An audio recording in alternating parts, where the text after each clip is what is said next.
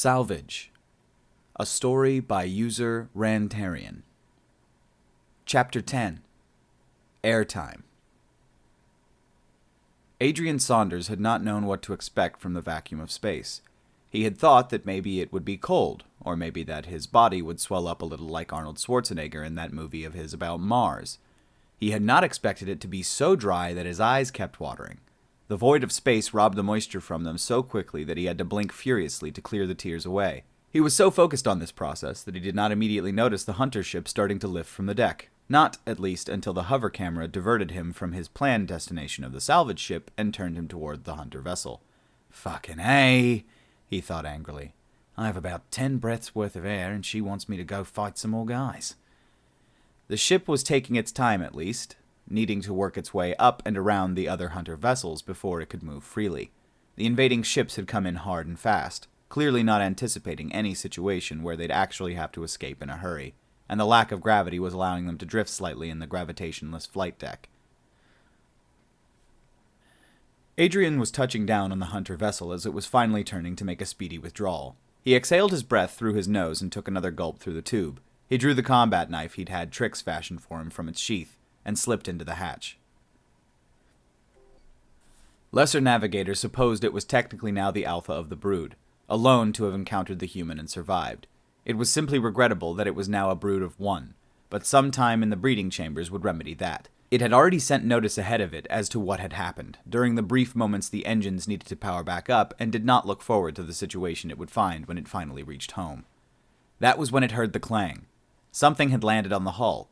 It gripped its fusion sword worriedly, although it told himself it must have been a piece of debris. There was nothing alive in the airless void, but just to be safe it scanned the hull. The results came back immediately. The human was alive, it was on the hull, and Lesser Navigator had left the hatch open! Adrian was pleased to discover that although the hatch had been left open, the hunters made similar use of force fields to contain their air. He breathed long, deep breaths as he wiped the water from his eyes onto his sleeve, and when he was satisfied that he was capable of continuing, he slipped the hover camera into his pocket and pulled out the communicator. "Operation Ripley's a success so far," he said into the communicator. "Maybe you could tell me why I'm on this fucking ship instead of yours?" "We can't let any get away," Triafa replied. "Not when we are so close to total victory. Kill the last of them, quickly." Adrian turned off the communicator and snarled his lack of appreciation at being ordered about like that. But he set about to do as she'd said. He had his combat knife ready, knowing it was all he'd need in an enclosed space. "You call that a knife?" he joked to himself, examining the large blade. The door slid open, revealing a single hunter carrying a much longer blade, clearly enhanced with the addition of technology, and actual flames seemed to rise from its edge. "Technically," Adrian said, "that's a sword." Normally, Lesser Navigator would have scoffed at the tiny blade the human held out. It would have done so now had it not been for the fact that a human was holding it.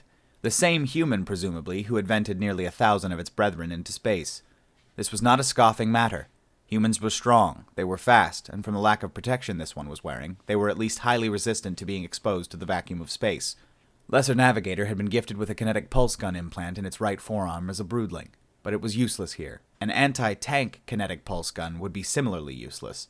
It had chosen a fusion sword for the fight against the human for this reason, although it was not a weapon that Lesser Navigator was proficient with. It held it out before itself and then swung. Adrian stepped in by reflex as the hunter swung the deadly blade at him, getting inside the swing in 2 quick steps and stabbing the hunter up through whatever passed for its ribcage. All 7 of its eyes went wide at that, and he tore the blade out violently only to slam the butt of it against the creature's skull repeatedly, until it had entirely collapsed into gore. He paused to steady himself, and looked down at the dropped sword, raising an eyebrow when he saw that its blade had cut deep into the metal floor.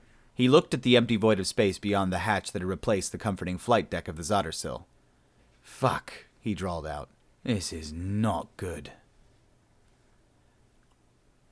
"Status report, Adrian," Triafa demanded after a few minutes had passed. The hovercam had gone dark for some reason, but had transmitted sounds of violence. "Yeah," Adrian replied shortly, much to everyone's relief. "So, it seems like I've left the Zottersill?" "What?" interjected Schur. "They surely did not capture you." "Yeah, nah," Adrian reassured him. "These guys are all dead, but now I'm stuck in a ship I don't know how to fly, going I don't know where, Not the best outcome of the situation, I'll admit, but it wasn't me who didn't follow the plan.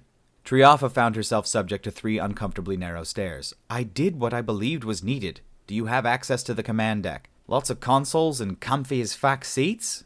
Adrian asked. Yeah, I'm on it right now. Good, she said with relief. Now listen closely. I'm going to teach you how to fly a starship. Triafa had powered up the gravity field on the flight deck long before Adrian had managed to reorient the ship to face it. The ship had almost drifted from the Zottersill, and he wasn't so far from it that he had begun to panic. But he had been far from familiar with piloting the starship and was forced to do so with incremental, often jerking movements. At least the landing had been an automated process, but once that part of his excursion had been complete, he was still faced with another jog through hard vacuum. The hits just keep coming. All right, he said, checking over his gear to make sure he had everything, and adding the future sword to his collection. Back to the plan. He took a final breath and held it as he leapt from the hatch, racing down the gangway and onto the open floor of the flight deck. From here the salvage ship seemed a long way away, and he wished he'd known how to park the ship closer, but he was out of choices now. His lungs burned as he ran, his eyes watering almost enough to blind him. He held each breath for as long as he could, and then forced himself to hold it for longer, before exhaling sharply through his nose and sucking hard on the tube. 5 breaths left. 4. 3. He reached the door to the salvage ship. It was closed and locked as it normally was, but Triafa had told him the code before he'd left on his mad mission, and he kept his burning eyes open so he could match the alien symbols against the ones he had memorized. He miskeyed. 2 breaths. Let me in, you motherfucking thing, he raged internally, putting the long sequence in again. The red light flashed. The code was rejected. 1 breath. All right, guys, that's going to do it for today. Just one short chapter today. Didn't have time to put out 3, unfortunately. But this one was interesting. The science behind him breathing out of a bag of air in the vacuum of space is not good. That is not possible. So, interesting that that's the route they went, because that would fucking kill you. You do not want to hold your breath in the vacuum of space. They have tested this. Your lungs will explode. What you want to do is let all of the air out of your body if you do somehow find yourself in the hard vacuum of space, because your body is going to have all of the gases and liquid escape one way or the other, so you might as well cry, shit, puke, and poop it out rather than having it all come out of you by force, through your skin or capillaries or things like that. Same with air. The trapped air, since it's such a pressure differential, your body will expand and your lungs will literally explode.